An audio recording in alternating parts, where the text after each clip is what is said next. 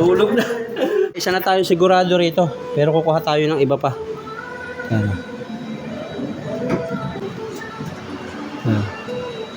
Natin yan. Bigay na yan eh. Yan, dinadala dito. Oh, dalawa na. Makuha na natin yan. Makuha na natin. Ay, lock mo na. Dito mo na para dalawa. Tatlo. 3. Okay ah. 3. Ayan po, yung baril-baril na nasa butas na. Oh, kalahatian oh.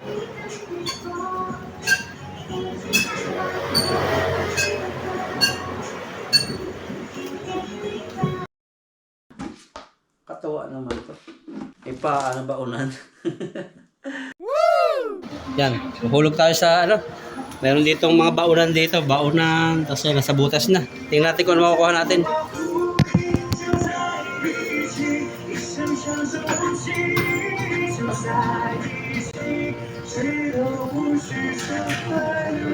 Wala na yan. Wala na yan. Binigay na. Binigay na, nahulog na. Nahulog natin. Nahulog. Hello Kitty baunan. Grabe naman yan. Nahulog pa lang. Sa loob nito. Laking baunan ito. Ano yan po? Hello Kitty baunan. Malaki-laki siya. Unang hulog ko pa lang. Grabe yan. So, pakita ko po sa inyo yung mga nakalagay. Ayan po yung mga nakalagay. Oh. Merong light dyan. Tapos merong laruan na Barbie. Ayan. Nakakuha natin to. Grabe. Unang hulog. Binigay agad.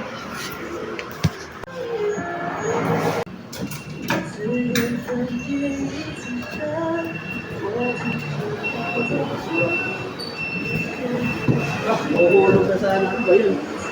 Laruan. Uhulog na po. Hindi na lang siya. Hulog na yan, hulog na. Ay, matay tayo. Ayan.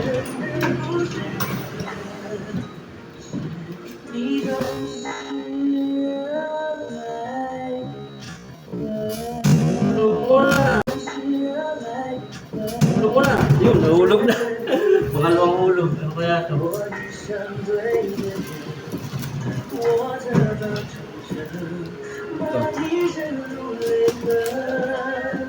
Ilaw. Oh, ilaw. Malaking ilaw. Ang bigat.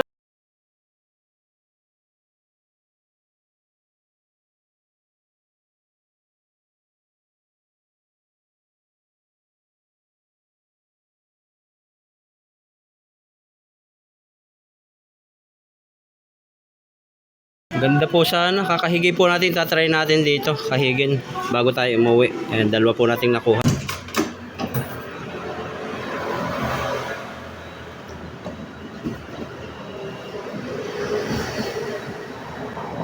Yun! Ay, malapit na. Patay tayo. Yan. Talagay mo na. Grabe. Ayan po. Yung baril-baril na nasa butas na. O, kalahatian o. Hindi natin alam kung konti pagkakamali lang dyan. So, ang tatangkuin siguro natin ito. Kasi pag nagkamali dyan, baka mahulog dito. Ang gagawin natin dyan. Pag dito naman, tutulak yung pag ganun. Alam ko yan eh. Yun na lang siguro, yung nasa likod niya. Kakalugin natin. Yan, tara. Kasi may harang naman dito. Hindi siya makakabante. Yun na lang nandun.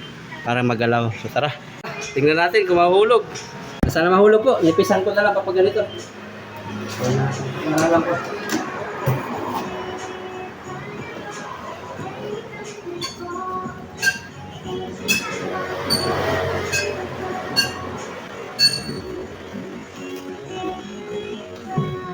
Yan, yan!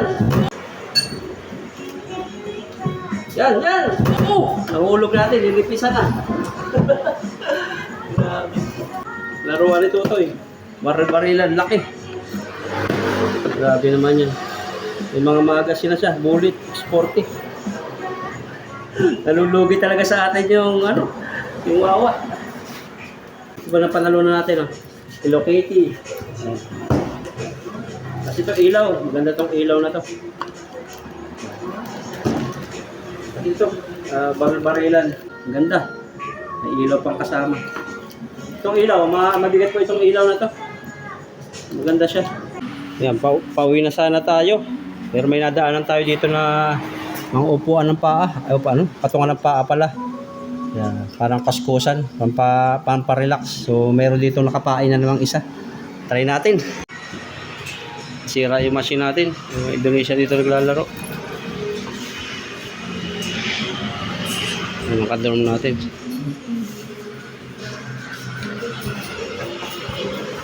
Matay.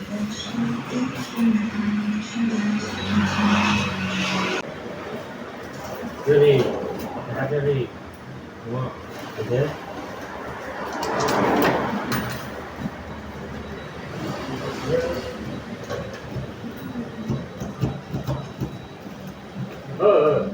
Yun.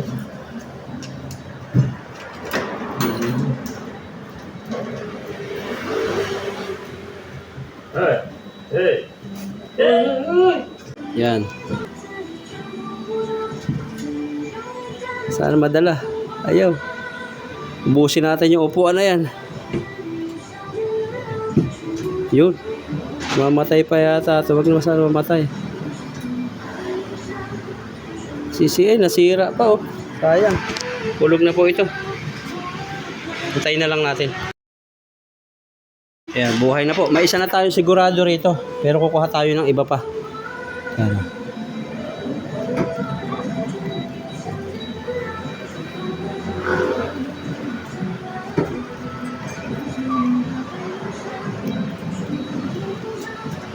Ayan.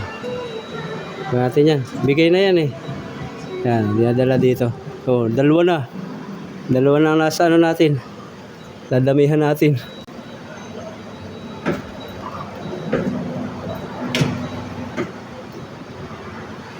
Yan. Oop, sala. Yan. Dalawa na yung upuan natin.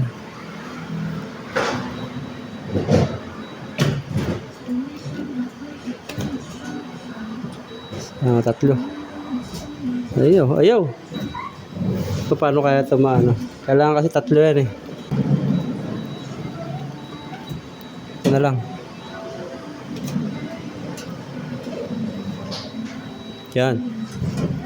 Dalhin mo na rito. Ayan.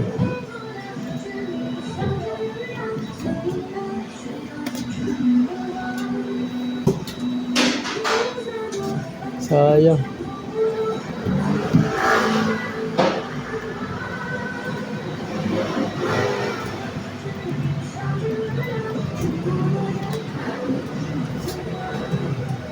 Hindi mo kaya yung iba. Kaya natin yun. Ayaw. Ayaw.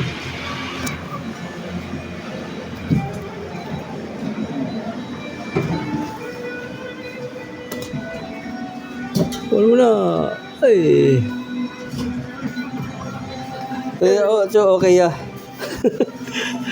Ada free.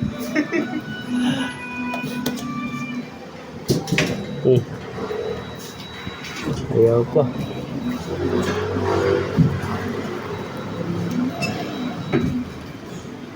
Ito na lang.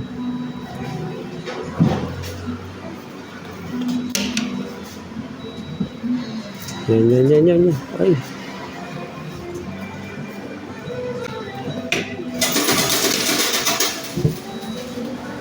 Makuha na natin yan.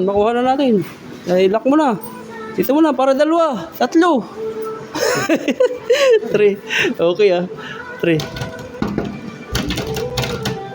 Yan. Okay. Ay. 3. Tatlo. No. Okay, 3. Yun. Oh, tatlo. Kukuha tayo. Dalawa yung nalaglag. Dalawa.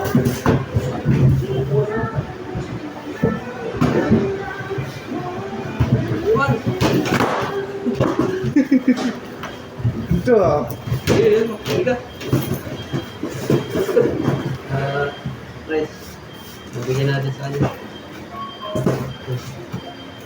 Uri! Oh, ika! Ay, ika! Uri yun! Yun! Yan, ito na po yung nakuha natin. 4. Ayan, binigay natin yung isa doon sa ating kadorm na Indonesia. Yan, 4. So, tutuloy na po tayo. Yan, dito na po ako sa bahay ngayon. At kaharap natin po yung mga nakuha ko. Yan. Meron ditong ilaw. Upuan. Upuan ba ito o panlinis ng paa? Tupperware. May laman siya. At ito, laruan. Unboxing po natin. Unahin natin itong ilaw. Yan. Bagsak pa itong laptop. Grabe. At meron pala dito si Ethan na bigay. Ayan, salamat kay Ethan. Galing silang Costco. Hindi ako nakasama. Manok po siya galing Costco. Kainin ko po mamaya.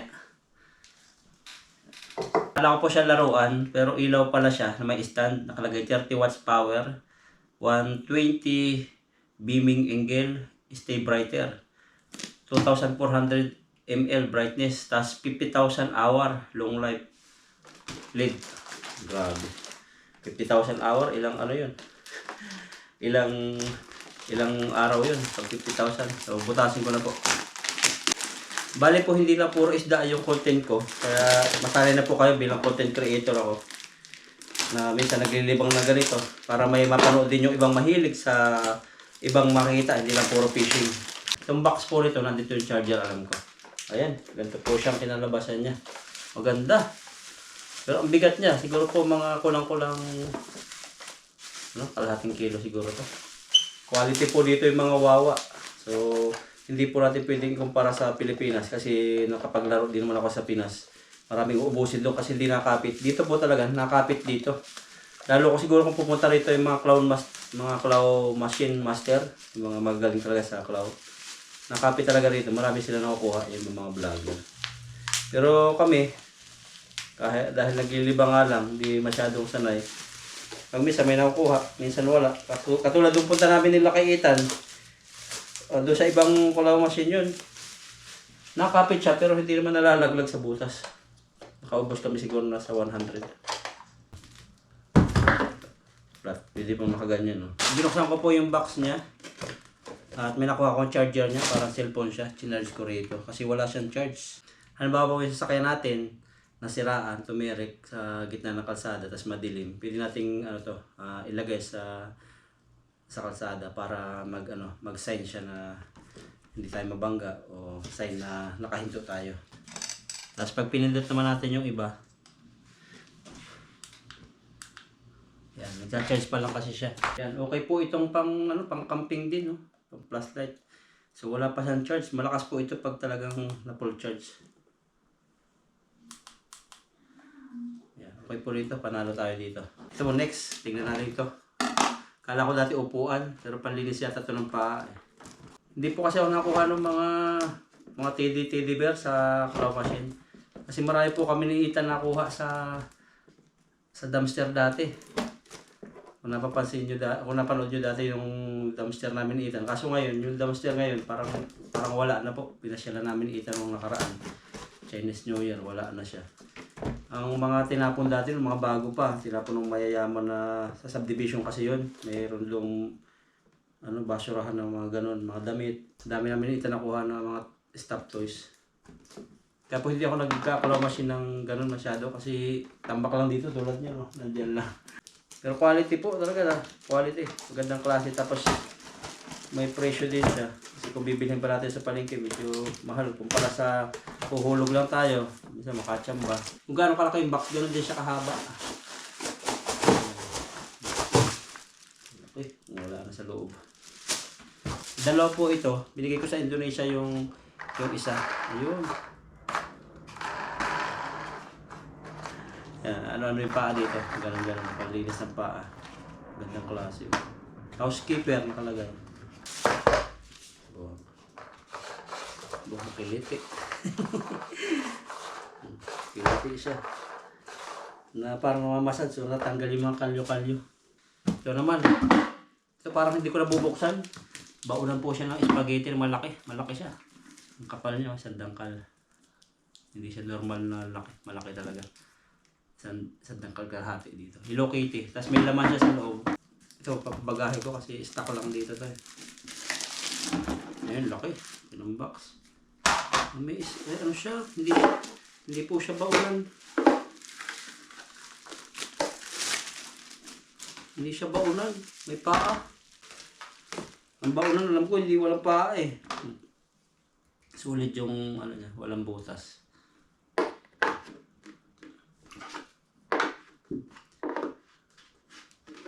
Ganun.